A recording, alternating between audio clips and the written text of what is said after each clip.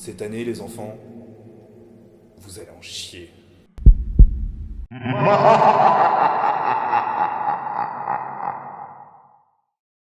Salut amis qui aiment beaucoup les vacances, salut fanats de grève, salut les gens qui bossent 15 heures par semaine au maximum, salut les profs. Et salut aussi aux mioches, aux morveux, aux mômes, aux gamins, aux petits-os, aux gadgets, bref, salut les élèves.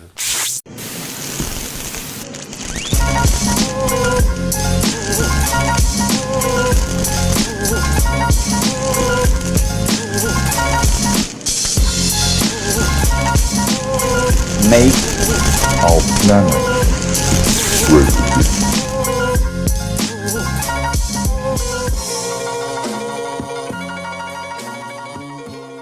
Aujourd'hui, je vais vous parler du projet de loi Blanquer, dit projet de loi pour une école de la confiance. Encore un titre qui veut rien dire. Comme s'il y avait des gens qui étaient pour une école de la défiance ou contre la confiance. Bon. Au-delà de ça, c'est encore un texte assez lourd, 24 articles, 190 pages, mais au moins pour une fois ça parle que d'un seul sujet, de l'école primaire et secondaire, donc de la maternelle à la terminale. Alors ce projet de loi, vous en avez peut-être entendu parler dans les médias parce que ça fait beaucoup de bruit et notamment 2 amendements.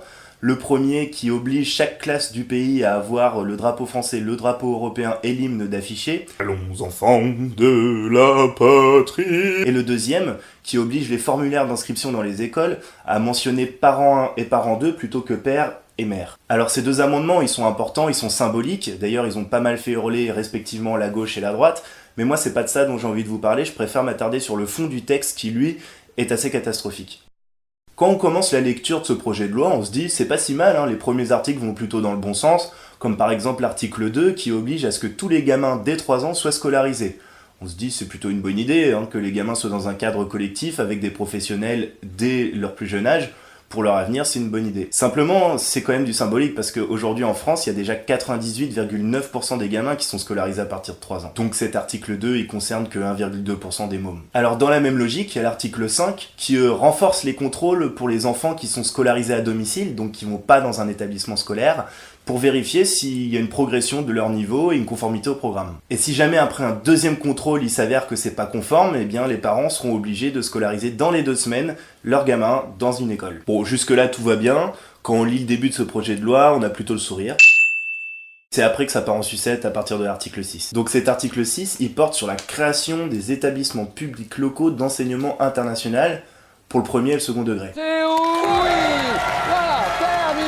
Donc ça veut dire qu'il y aura des nouvelles écoles et des nouveaux collèges dans les territoires qui en auront envie pour accueillir des gamins de partout dans le monde qui prépareront soit les diplômes classiques en France, le brevet et le bac, ou alors des diplômes européens ou des diplômes binationaux quand il y aura des accords avec d'autres pays. Mais le diable est dans les détails, et là le détail il s'appelle le 27e point de cet article. Il dit, je cite, que l'admission des élèves est soumise à la vérification de leur aptitude à suivre les enseignements dans la langue étrangère par laquelle ils se portent candidats. Donc ça veut bien dire que ces écoles internationales, elles ne seront pas accessibles à tous les gamins, il y aura un filtre, il faudra passer une sorte de concours.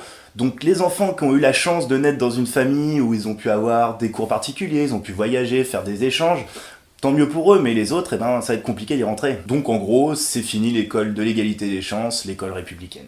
Puis accessoirement, il y a aussi le point 25 de cet article 6 qui dit que ces écoles internationales, elles peuvent recevoir des dons, des legs ou même des subventions de l'Union européenne et d'organismes internationaux. Donc ces écoles, elles vont avoir quand même du super matos de qualité qui coûte bien cher, tant mieux pour les gamins qui sont dedans, mais ça fait une sacrée inégalité avec les autres écoles publiques de France.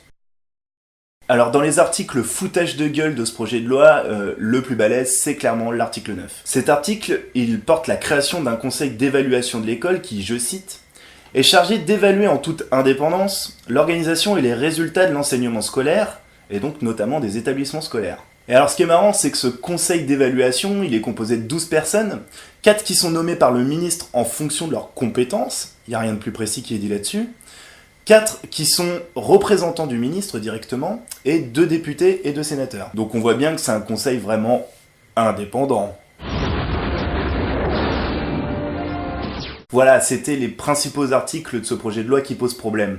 Mais finalement, le plus grave, il n'est pas dans les articles, il est dans les amendements qui ont été votés, validés, pendant les discussions à l'Assemblée nationale. Parmi ces amendements, il y en a un qui est particulièrement catastrophique, c'est celui qui crée les établissements publics de savoirs fondamentaux. aussi appelée école du socle, hein, plus simplement par les profs. L'idée, c'est que les communes et les départements qui le souhaitent puissent fusionner les écoles maternelles et primaires avec le collège. Donc avec cette école du socle, il y aurait un seul pilote, un seul directeur, Un seul patron. pour tout l'établissement. Donc un gamin qui a fait une connerie et qui est convoqué chez le directeur, eh ben, il doit prendre rendez-vous 3 semaines avant. Et puis le principal problème quand même que pose l'école du socle, c'est qu'il va y avoir une fermeture importante de petites écoles dans les communes pour les intégrer, les fusionner directement dans les collèges. En France, il y a 50% des écoles qui ont 3 classes ou moins, et l'idée, un peu comme ils ont fait dans la Vienne récemment, c'est de les fermer pour que les gamins aillent directement au collège. Mais alors ça pose plusieurs problèmes. Le premier, c'est qu'il y a quand même un souci au niveau de la proximité. Donc les gamins, à partir de 3 ans, ils iront en dehors de leur commune, ils feront peut-être 10 ou 15 bornes pour aller au collège. Le deuxième problème, c'est qu'on n'est plus sur des établissements à taille humaine, hein. Là on arrive dans des grosses structures avec des centaines de gosses. Et puis le troisième problème, c'est qu'on va quand même avoir dans un même établissement, dans une même cour de récréation, des gamins de 3 à 15 ans. Le deuxième amendement qui pose vraiment question, c'est celui qui donne des missions d'enseignement aux assistants d'éducation, bon, c'est-à-dire les pions. Donc si une personne est surveillante dans un collège et au moins en licence 2, elle aura la possibilité d'enseigner à des gosses, comme un prof. Donc on considère que des personnes qui ont fait 5 ans d'études, qui ont passé un concours difficile pour pouvoir enseigner, peuvent être remplacées par des étudiants en 2e année. Ça pose un vrai problème et des vraies questions en termes de qualité de l'enseignement. Voilà, c'était les grandes lignes de ce projet de loi Blanquer. Alors il n'est pas encore tout à fait passé puisqu'il doit être voté au Sénat au mois d'avril. Et il y a une mobilisation qui démarre avec les stylos rouges, avec les différents syndicats, avec les parents d'élèves et la FCPE.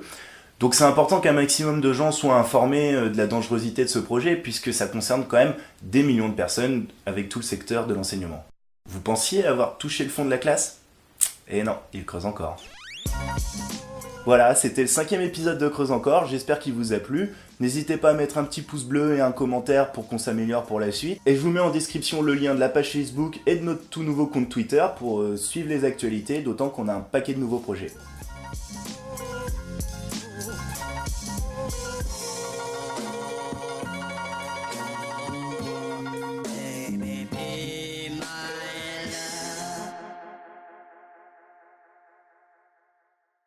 Allons enfants de la patrie.